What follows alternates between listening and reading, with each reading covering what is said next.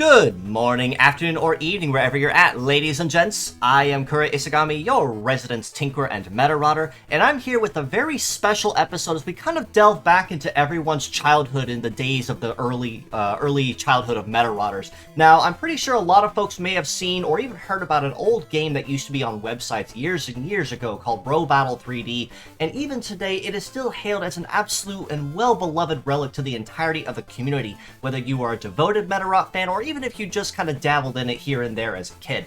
But before we do get started on that, I have a very, very special guest with me here today, the official developer of Robattle3D back in the day. Faust, my friend, how are you doing, my friend? I'm doing great. Excited to be on your program. It is great to have you with me. I was really looking forward and really excited for this interview, being able to kind of talk about the inner machinations that made this game work and what made it such a beloved classic. But before we begin, I would love to take a minute and just kind of talk about you. If you can go ahead and kind of give us just a general overview here. You know, where are you from? What's your background? How long you been in the game?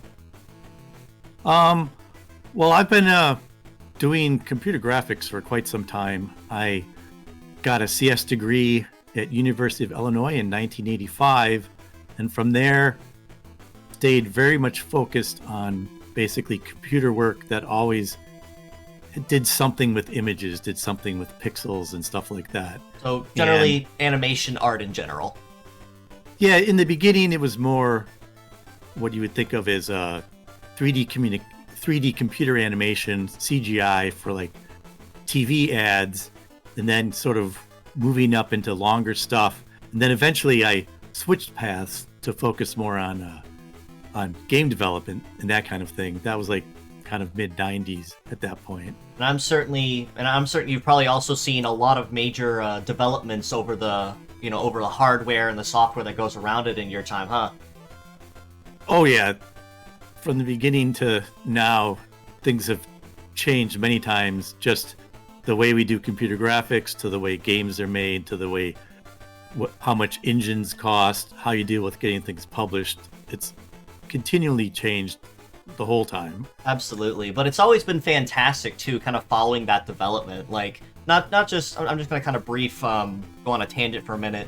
Even if you compare, say, like early games to modern games today, I mean, ultimately their goal is still to entertain, which is honestly what's always made them so great. But it's just nice to know kind of like the inner workings that go behind it, how they were like using certain titles or certain games to like experiment and then lead on to later, to future titles that kind of build on what they learned. It's always nice to see that kind of development. I'm more than certain you've seen that in your time as a dev as well. Oh yeah, and in many ways, like when I first started doing game development, it was really hard to break in at any level where you could get something published. And now it's like it's a different difficulty. Now it's like it's really doesn't cost a lot to make a game, but you have to like put it out there and compete with many people doing it. It's become a saturated market, so it's hard for one person to make their mark when a million other people are trying to do the same thing these days. Exactly. Gotcha. But anyway, as we do kind of go into our discussion here, Faust, thank you so much for that background, and it is an honor to have such an absolute legend, with lots of experience, just kind of coming off of you. I can feel it like an aura here. It's great to have you with me today.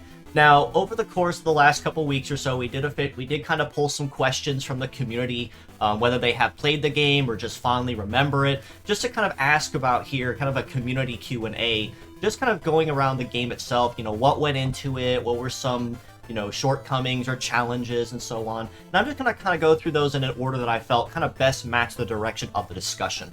The first question a lot of people had was, can you tell us a little bit about Robattle3D and the mechanics and the integration? A lot of people may remember back on the website, it was very heavily integrated with the Flash games. It had a lot of integrated parts that kind of interwove with each other. Can you kind of tell us a little bit about that in like an overview? Yeah, the Robattle3D component was really not meant to be standalone. It was kind of like the main event at Medabots.com. What they were doing at what Nelvana was doing when they got the Medabots franchise show was they wanted to do a PR marketing with some way to actually play games online. So they made a series of mini games. These were developed in Flash, and they were generally clones of known games, like a version of the game Operator, where you had to do something with a robot, and a version of Pong and stuff like that. But somewhere along the lines, it came together that these games would be used to earn like a virtual currency, Rodo, and then once players had money, they would spend it to buy basically Medabots parts and assemble a Medabot. And then like the main event of the website was that once they had their own constructed Medabot, they'd go play Robattle3D. With Robattle3D was really meant to, as much as possible, reproduce the way the Robattles worked in the anime. Gotcha. So essentially, like you said, it was not designed to be a standalone. You'd play the Flash games to earn the currency or the credits, and then you'd use those to redeem for parts that you actually would use in Robattle3D itself. Yeah, exactly. And it was like we had there was the Hot Mart, which was a store where people would buy parts, and it was kind of intentionally, it wasn't like you had the entire catalog of possible parts. There were only a few that would be there, and they'd switch over every day, and every user would see like a different combo. So you kind of had to like constantly revisit the store to buy the parts. So you might have to start out with, not like a full Medabi construction, but like, one arm from this, one arm from that. And then right. You'd play the game with whatever you could scrounge at the beginning. Right. And that's basically was the whole premise to Medarotter as well is, I mean, sure, you could play with pure sets if you want, but that was honestly more of a luxury that you had to afford, the more you played and the more experience you got and the more parts you collect. So early on, whatever works, use it, because you really don't have much to start with. Exactly. Right. So that's honestly really, really nice as well, hearing about the integration, and especially around that time as well with the early 2000s or so, it seemed like a lot of websites or a lot of companies were doing that as well. One that came to mind for me from my childhood, I regrettably was not part of the generation that actually played Robattle3D. I unfortunately didn't learn about it until much, much later after the website was long gone. But some other websites I think that kind of did the same thing similarly, with the electronic credits and all the mini games and such would be like Neopets or Webkins or such like that. But I think Robattle3D definitely stood out with the whole 3D battle platform that was integrated into it. Mm-hmm. And it definitely did seem like a trend at that point too. But it was really interesting to see how well it was integrated in terms of Medarotter. Moving on with that though, can you tell us anything about how the development for Robattle3D began? Like, what were some of the initial thoughts or ideas that came to mind, as you were putting this together? Well, it was kind of like we kind of got involved with this project because we had past connections with people at Nelvana. So it probably started with like an exploration. They were excited to pick up the Medabots franchise, and we felt from the beginning that with the 3D characters of the Medabots that this would be a really good match for making a 3D game. So that kind of just fired things up from the beginning. But I think the way it started was probably a discussion where Nelvana said, they wanted to do this PR website and they wanted to cap it with a 3D experience. And then it was sort of like, we need to figure out how to do 3D that you could launch from the browser. We needed to reproduce the interchangeable parts aspect of the Medabots, and we needed to make sure we could keep polygon count budgets so the models looked decent enough and that kind of thing. Yeah, that definitely was one thing. Even with my knowledge of 3D modeling as well, I'm all self-taught though, so I'm sure there's still a million other things that I probably have no clue of. But of course, that's always the journey in of itself. But that was always a really neat thing too, is like the poly count of the models, and kind of trying to see how a lot of developers, especially in those really early days too, in the 90s and the 2000s and so on, how they were able to make such nice models or very dynamic models with very little poly count, or even like with very low quality textures in order to fit an engine. Because, I mean, compared to today where a model can be like 20 or 30,000 polygons and the game can run it just fine with, with 30, 60 frames a second, I'm more than certain that it probably wasn't nearly that strong back in the day.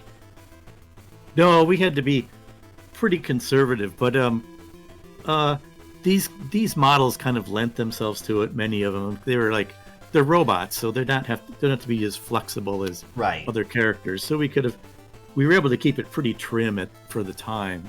Pretty cut and paste in terms of what bones and what parts went where. Yeah, I mean they really mapped onto the way we did animation, which is where you had the geometries on top of a skeleton really well. Right.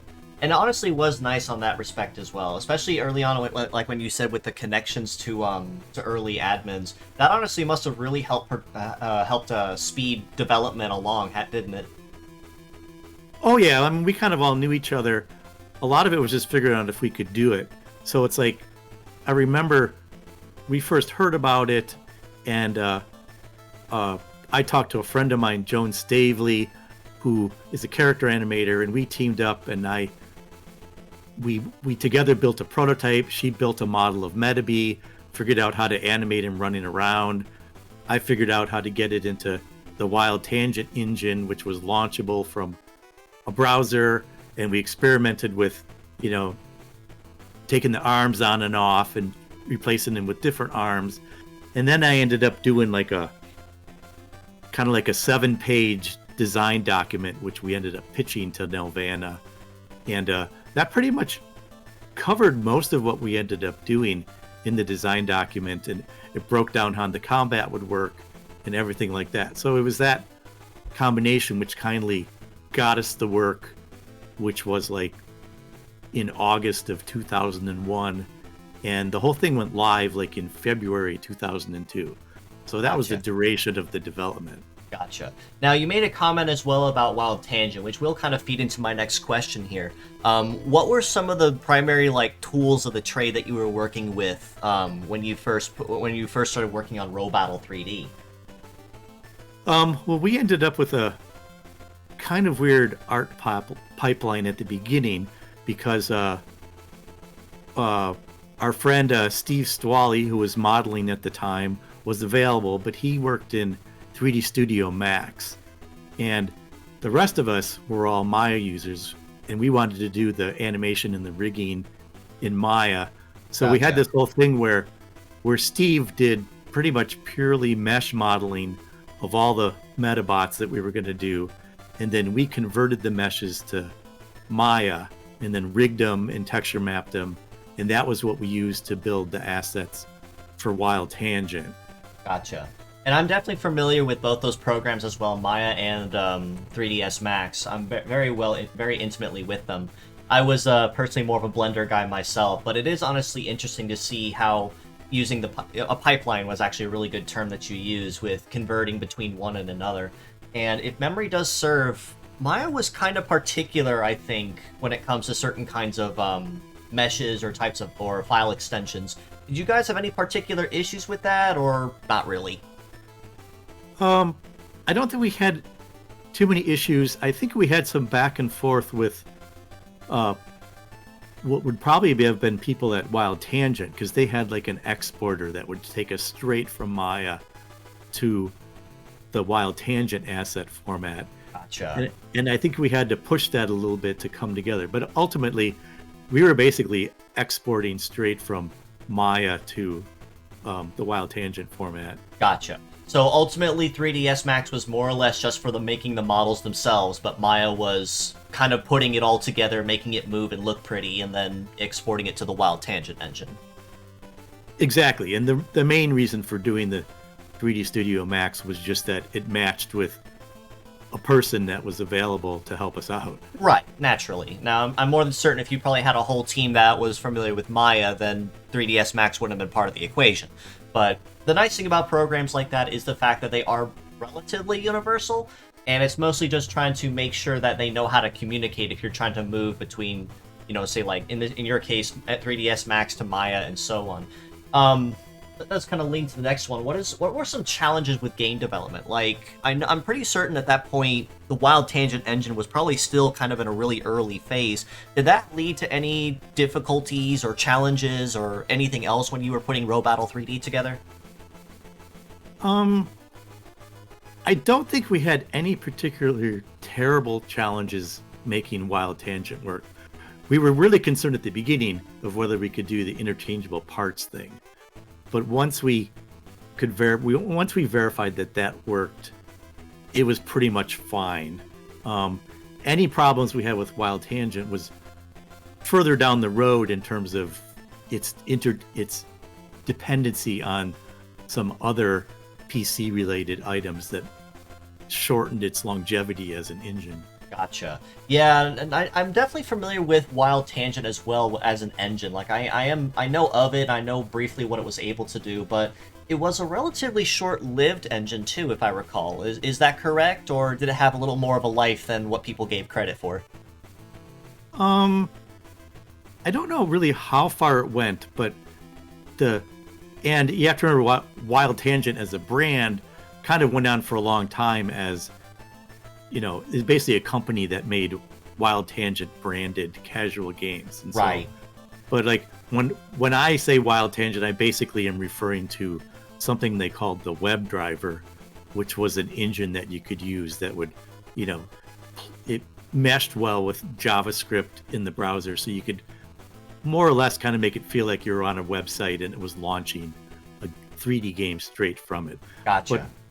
But one of the deals is the way Wild Tangent made that work was sort of sketchy in the way that it was very dependent on some features that were only available to Internet Explorer. So it wouldn't work with other browsers, and it was working in a space that was basically very vulnerable to like malware and stuff like that. Gotcha. And so similar to what happened to Flash, basically the future was limited as the browsers and the whole internet experience evolved to having to protect from bad actors trying to insert malware code and stuff. And the whole way Wild Tangent WebDriver worked was less like it was just completely vulnerable to that. And once they had to make something that wasn't vulnerable, they kind of had to move on to a kind of whole new way of doing it.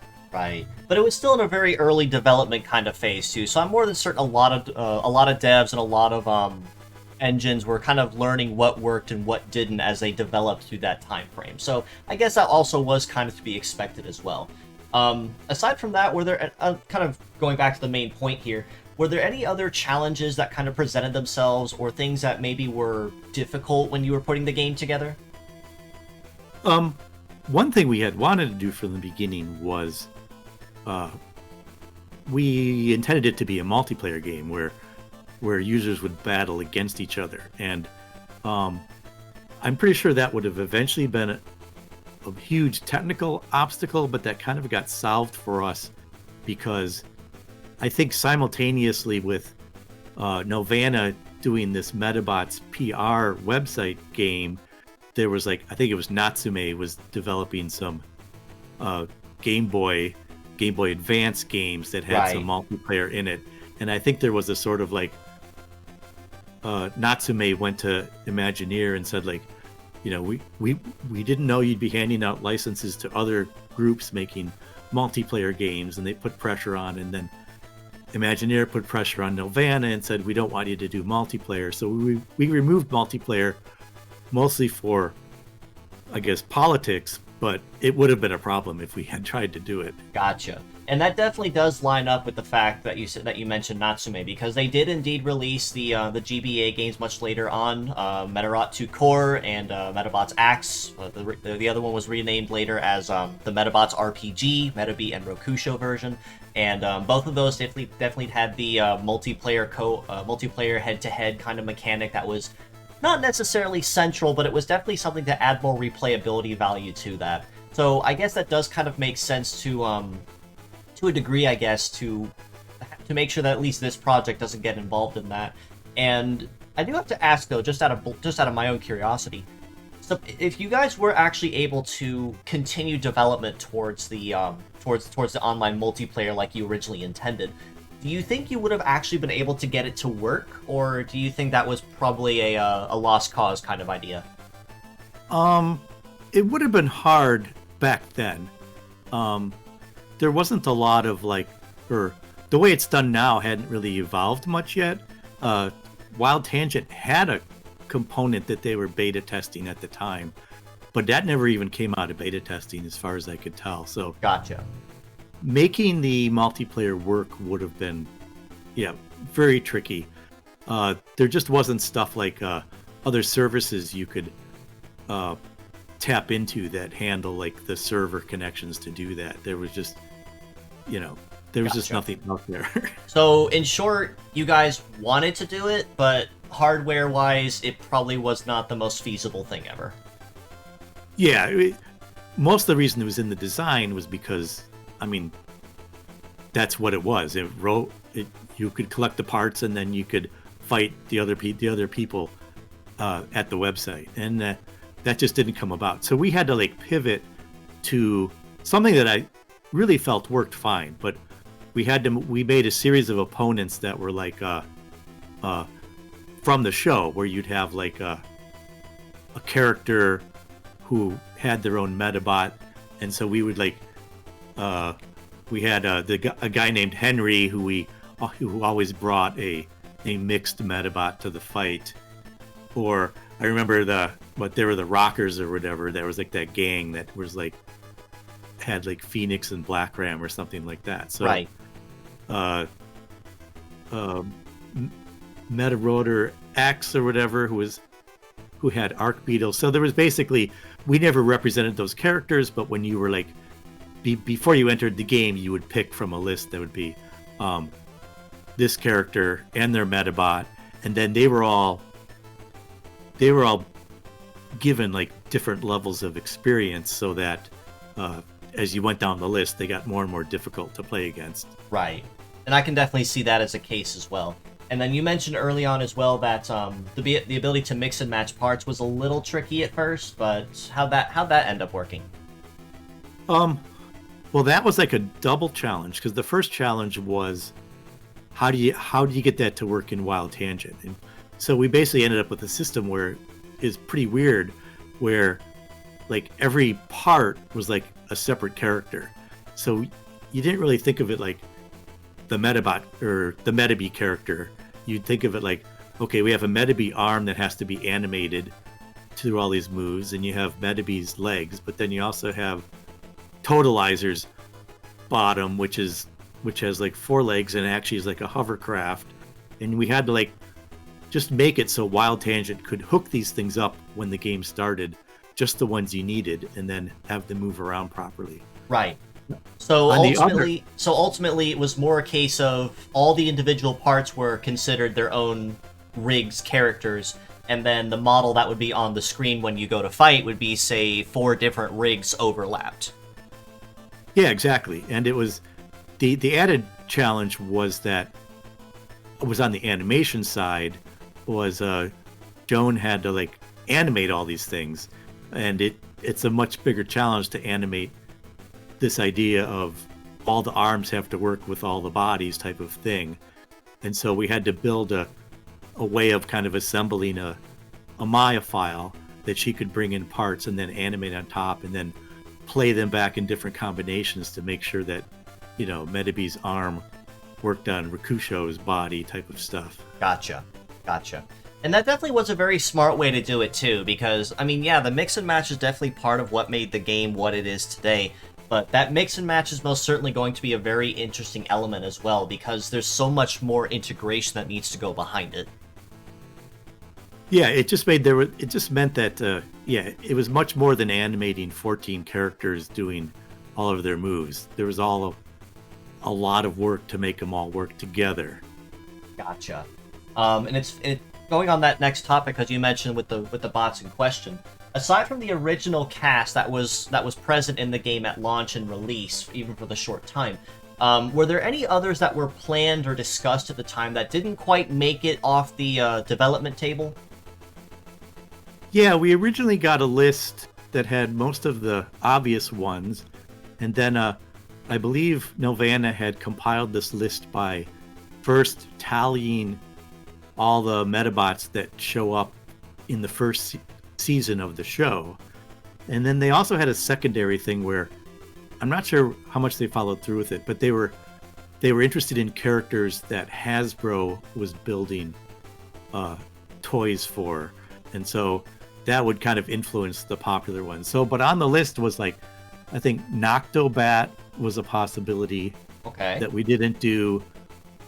Gloom Meg was one they were pushing for a while, and then I looked closer at the show and found out that they were mistallying Gloom Meg. They thought he was in that character was in like 7 shows. It was really only in 1 show. Yeah, So, unfortunately, the anime kind of at that point followed a lot of, say, like Digimon or Pokemon's element at that time, where it was like a monster of the week kind of thing. So, unless that particular design was like really popular after the first after the first airing, most of them you really didn't see beyond once or twice. yeah, there was a lot of that. I think Dr. Bok Choy was on the list. Land Motor, Misty Ghost, Sabatina, Fox Uno. Yep, lots of very popular ones that again only showed up once or twice, but for the 1 episode or 2 episodes they were there, they definitely were it was either they either really made their mark and became very well known, or they just kind of faded into the background when they made that second or third appearance as like a cameo. And plus, I think we specifically said we wanted to avoid any of the water-oriented Medabots just because we weren't going to be changing the arena at all, and they would look kind of weird. Yeah, I can definitely see that. So you had I believe you mentioned also a couple of flyers that you wanted to work on as well. Noctobat, you said, was one of them. Did you have any particular issues with that, or just not really sea legs in particular you guys didn't really want to work with? We didn't really think of that, although in actual production, Phoenix, which was the only real flyer we had, actually had a lot of unique challenges. So I'm sure at times we were like, why did we allow a flyer? But Phoenix also had like some of the best like visual effects with the flamethrower arms and breathing fire. So in the end, I'm glad that one is in the group, but the flying was a little tricky. Oh yeah, because I'm more than certain if you have the ability to not have to touch the floor at any time, I'm more than certain you'd probably come to abuse that pretty quick. It changed from a floor-based dogfight to an aerial-based. Who the first one to hit the ground loses. Yeah, I mean, the fact that that character didn't touch the ground is a plus, but it was trying to make it not feel ridiculous that Medabot didn't just fly like way up in the air. We had to make it feel like we could fly, but not really fly very far away. Kind of like a suspended floating kind of thing. Yeah. Yeah, and I can definitely imagine a lot of complication with that as well. Let me see. What were some my other questions here that were... Alright, you mentioned Noctobat, you mentioned Sabatena, Gloomeg, and a handful of others. I think I do also recall a comment where you said a Neutral Nurse was supposed to be planned as well, wasn't she? Neutral Nurse is on the list of ones we made.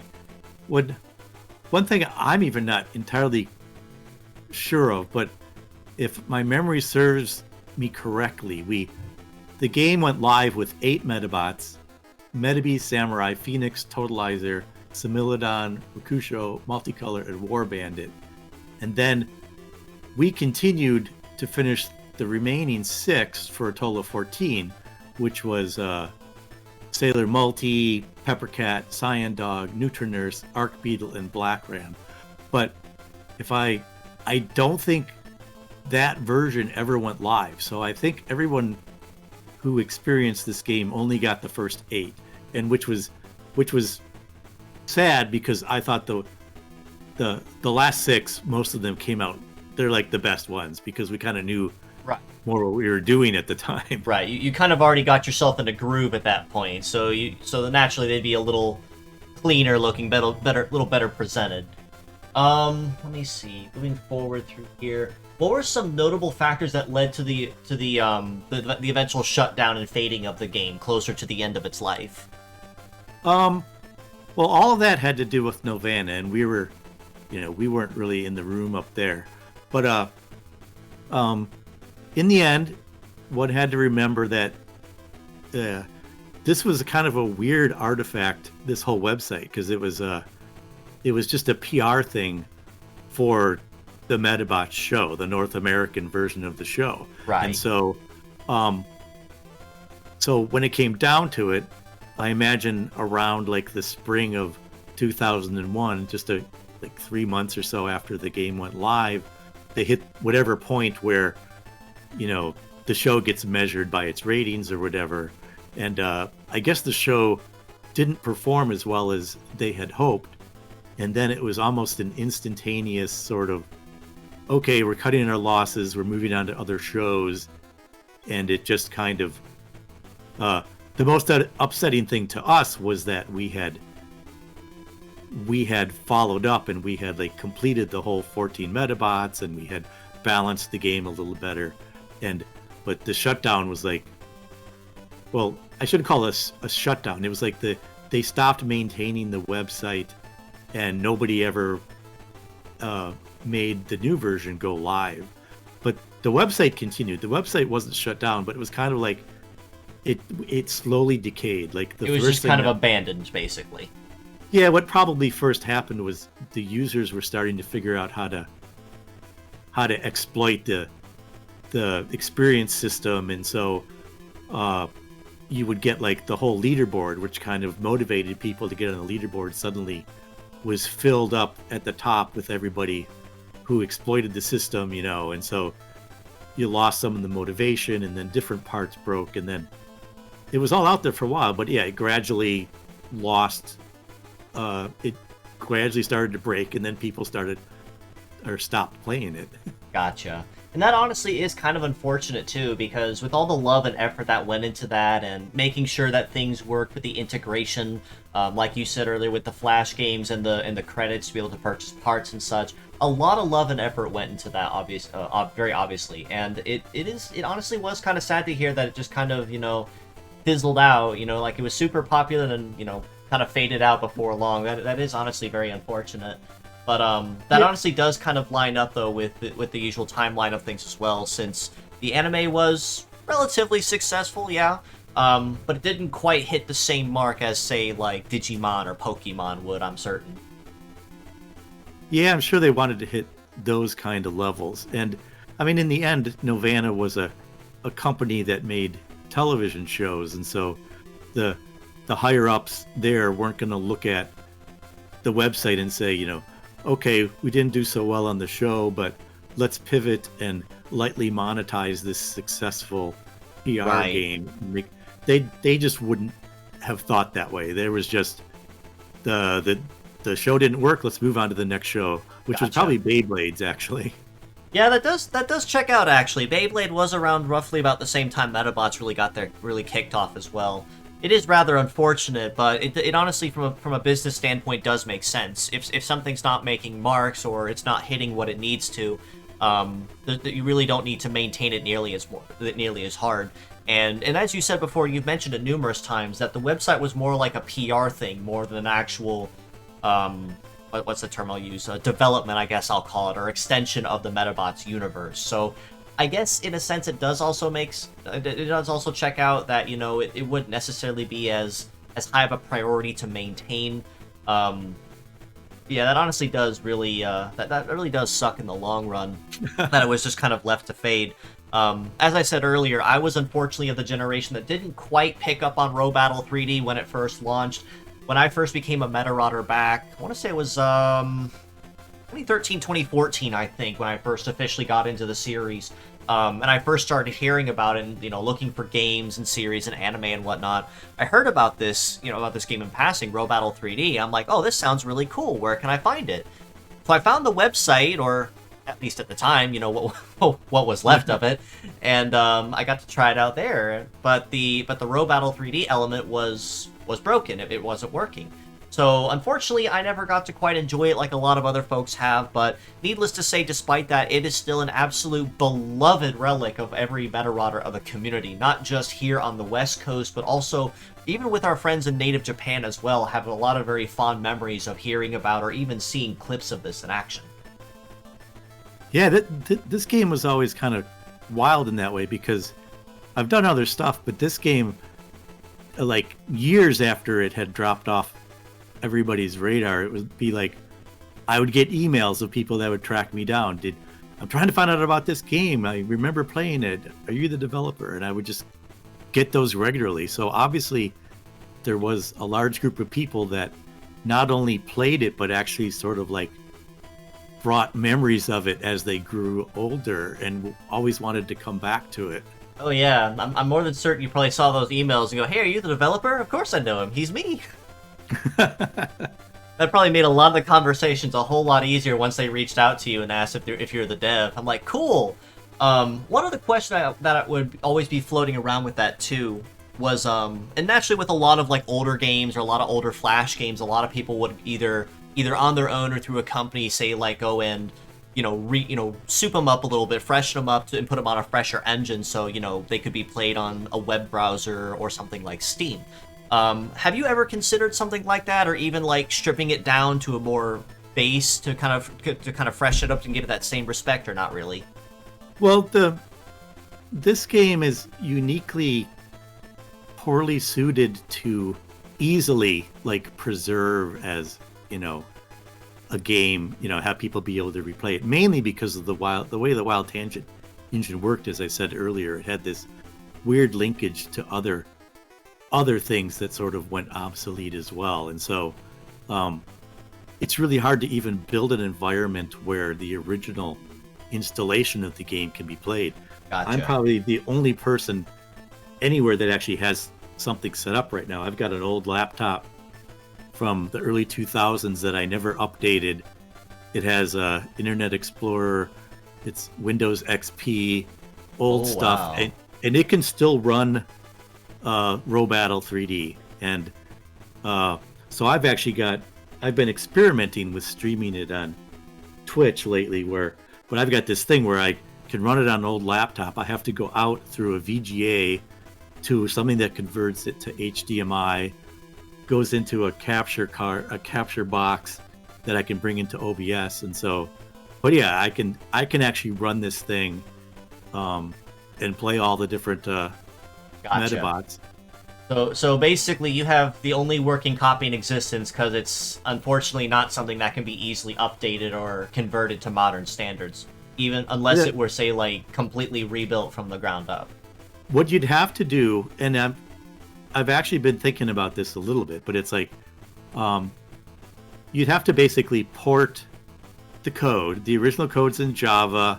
Java's not a particularly popular game engine language anymore, but you'd have to port the code probably to something like C#, and then like try to make like the Godot engine, which is popular right now. Oh yeah. Do what Wild Tangent did, and that's all doable. But it's not a. I just recompiled it and it worked. This would be, you'd have to go through and you have to basically reconstruct the entire thing from the ground up. I wouldn't say from the ground up, because I do have the original models, I do have animation and stuff, but it's a lot of work. It's not just something that you just hook a few things together and it works again. It would take some work, and it has the added thing that what you get is, as I said, 3D itself was a part of a bigger experience. So Right. you'd have to figure out what to do on top of it. It wouldn't necessarily have to reproduce what Medabots.com did, but it needs kind of a front end where that determines how the players get their parts and Right. what they bring to the battle. But all of that is doable, but yeah, it's not easy. Lots of work that goes into it because, much like you said, Robattle3D was just the big event. It's not the whole. It's not an entity unto itself. It was very integrated into the website, the Flash games, where you got the credits for the Hotmart to buy the parts. It was all one great big system. So, as much as it would be nice to see Robattle3D, officially kind of get souped up, freshened up, put on a new engine and such. Like you said, it's not as easy as that because there's a whole lot of elements that need to go into making sure it all works, which is unfortunate, but does make a lot of sense. Leading on to that, the next question was asked in hindsight. What were some things you probably would have done differently with development? Kind of leading, as you look back on the game or as you kind of replay it on a bot-to-bot thing. As an artist, as a developer, you kind of go back and notice, and you have a keen eye for, things that could have done differently, animations or models that look kind of funky or anything of the like. What were some things you would have done differently as you look back on it?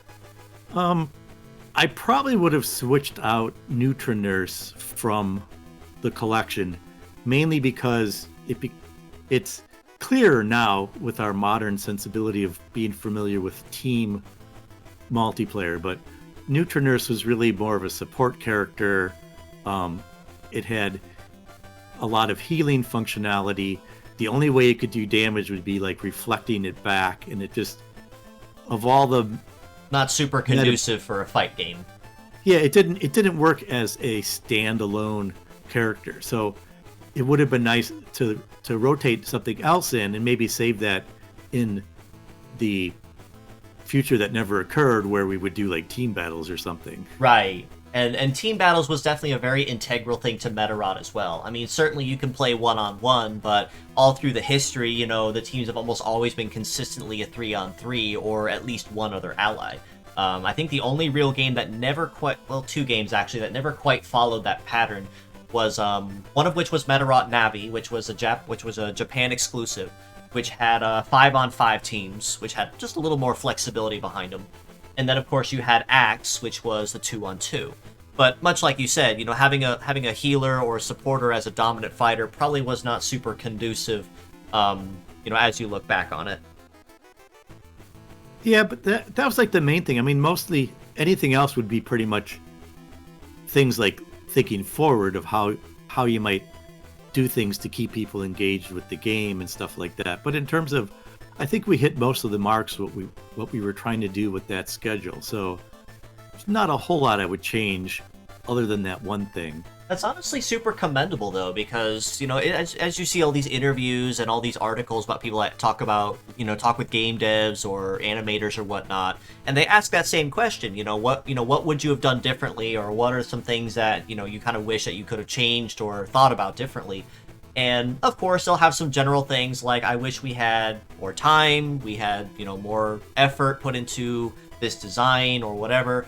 But it's honestly really commendable that, at the end of the game's life, which unfortunately was not super long, it was ultimately a complete project that you can look back on pretty fondly. And that's honestly really nice too. And that's honestly a very satisfying feeling to know that, there wasn't a lot that could be changed, and the final product was basically what I dreamed. Yeah, this project pretty much clicked. I mean, there were like 3 main people on it, and we had 3 other people make contributions, but we really locked in and had a pretty great experience making it, at least as I recall. It might have at the time, there were some certain stresses as we were coming to going live or whatever, but this, on par with other projects I've had, this one was mostly positive. That's always good to hear too. Just a personal question that added to this list too. If Imagineer ever were to call for a remake or even like a reporting, fully funded, fully developed and everything for Robattle3D, and kind of allowed it to convert into a standalone with a little bit of work, would you be open to that? Well, every project is ultimately determined by if you can pull together the resources to do it, but that kind of thing removes one of the biggest hindrances, is basically solving the rights to the characters. I made the game, but I have no rights to any of the Medabots characters, so I'm very limited to what I can do on my own.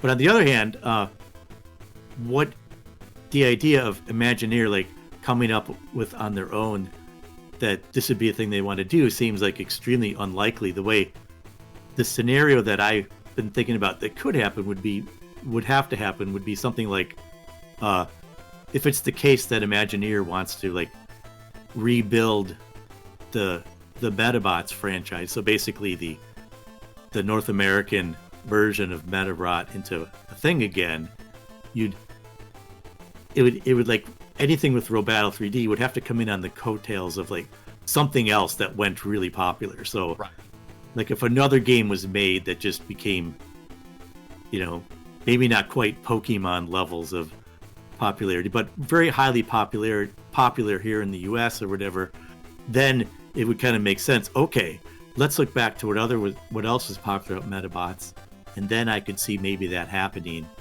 But it would really require sort of a larger presence of Medabot fandom here. Now I know it's been kind of growing in recent years, but like to really get, I think, Imagineer to be like thinking about stuff like that, you'd have to be like 10 times or even more like hugely popular, where we've got like not just 1,500 people here on a Discord server or 15 people on a Twitch channel or whatever. It'd have to be like 100,000 people sort of buzzing on this thing. It would need a unanimous support from the area in question in order to gauge it, which makes sense, honestly, because not just the Rising Beetle server, but also with the Facebook community that I also run for the Medarotter community.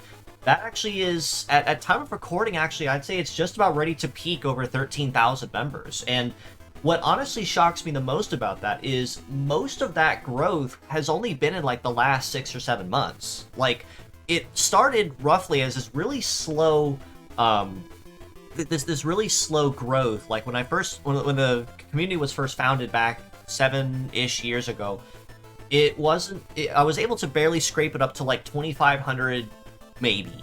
And then suddenly one day, 6-7 months ago, it jumps from like 2,500 to like 6,000, and I'm going, where did all you people come from? And then, as I keep watching it by the day, more members are growing, between 50 and 100 per day over the course of, these next several months. So, and it's very plain to see with this, thankfully, that, it's not a lost or a niche franchise like a lot of people may think Medabots is. It's a very well-beloved, and I'd argue that because it's such a well-beloved, I wouldn't necessarily call it a cult classic, but it's definitely one that a lot of folks remember from their childhoods. Yeah, so my main point was just that I don't think Imagineer on their own would suddenly make something happen. Whatever it would be, it would kind of have to be a collective growth in the overall Medabots community over here. For my part, my kind of plans of what I'm doing are a little more within reach of what I can do. So I've been experimenting with streaming my version of the game on Twitch. Maybe that could pull in a little bit of interest, and I'm kind of exploring maybe building a web viewer so that I could adapt some of the Medabot models and people could view the models, turn them around in this viewer and that kind of thing.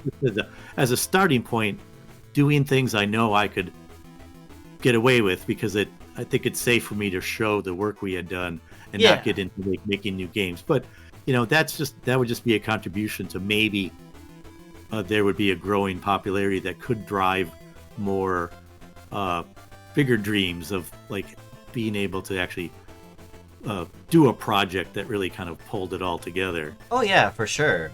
And honestly, I've said it before early on, I'll say it again. Even if you never have played Robattle3D, such as myself or a lot of newer Medarotters who joined the scene with the mobile game over the last 4 years, it's a very well-beloved relic. Like, whether you played it or not, you know it exists, and you see the screenshots, and if you played it, even better. It's always it's almost always going to be mentioned at least once to any new Medarotter that wants to learn about the franchise, or say, what games can I play or where can I find them? It's always mentioned, and it's always very fondly remembered for what it brought to the table, especially as a relatively I don't want to use new. That's not the right term to use, but a very unique approach to what Medabots brought to the table when it was first brought to the West. And I'm more than certain I speak for the entirety of the community when I say thank you so much for this wonderful relic that you've given us to enjoy and look back on fondly.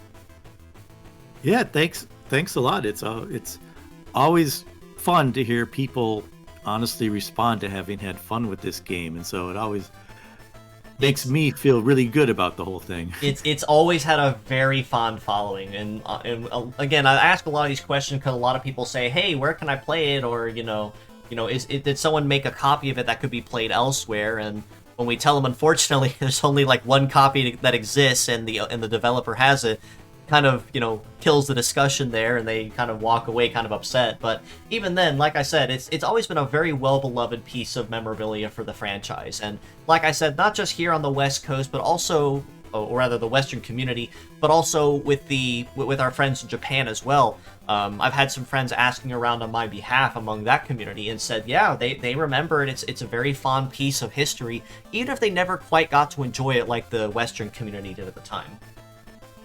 Let me see. That basically does answer most of the questions that I had lined up from the community leading up to this interview. I guess just to kind of close us out here, just kind of post-interview, are there any projects that you'd like to promote or talk about before I officially close this out? Well, my company, FaustLogic, we're actually releasing a game to early access on Steam in May, so coming up pretty soon. It's basically a trading card game-like game that people might find interesting. It's called Skirmish the Video Game, and it's a digital adaptation of a tabletop game that my friend Steve Stwally designed and actually published, and we worked together to turn it into a video game. So that's coming out in about a month. Nice. That's definitely very exciting to look for in particular. How long have you been working on that one? Oh, that's probably 5 years. Oh, wow. Definitely a very dedicated effort then. That was we started it before the pandemic, and kind of over the pandemic kind of lost sense of time and actually expanded it probably more than we should have. But gotcha. It's a full game now, and it's been about a 5-year effort, and it's working pretty good. And now we're just trying to get people to notice it over at Steam as we get ready to release it. Yeah, and then what I'll do is I'll put a link in the description below to that as well, so people can check it out. Because honestly, it's really exciting to hear about that too, and even get a chance to speak with you personally about the game and all the extra machinations and the challenges that went behind it as well. So I really do appreciate you having you here with me on the MNN, Faust. Yeah, it's been really fun, and it's been great to connect with the overall community again. That's when you picked up on the server and started saying, "Hey, I'm the developer of Robattle3D," it created a buzz. Like people were coming out of the woodwork saying, "I remember the game. So glad to see you here. Thank you for the memories." It was a buzz for a week after you came in. But yes, we do appreciate that, and thank you so much for giving us such a wonderful childhood memory with that. But with that being said, I do believe that covers more or less all the questions that were brought up with as a community base to talk about the game. Once again, Faust, thank you so much for coming in here with me on the MNN to talk about it. If you folks would like to know more, you can follow us below on Facebook at the Medarotter News Network page or the Medabots Forever community on there as well. You can also join us on Discord in the link provided and in the comments below if you want to keep an even closer ear to the ground on the action. This includes any new links to merchandise, contests, fan art, or even want to talk to Faust himself and just kind of get some more information on Robattle3D or anything that he might be willing to share. You're definitely more than welcome to reach us there. You can also check out Faust's website at FaustLogic.com to see more developments or even just a brief history of the background he has leading up to today. And then you can also follow both me and Faust at Isagami Kura and FaustLogic on Twitter as well. Just one more time, Faust, as I close us out, thank you so much for stopping by with me today. It was an absolute honor and a special treat to have you here today. Well, thank you very much for doing this interview with you. It was really fun. Indeed, and until next time, folks, this is your host, Kura Isagami of the Medarotter News Network, signing out.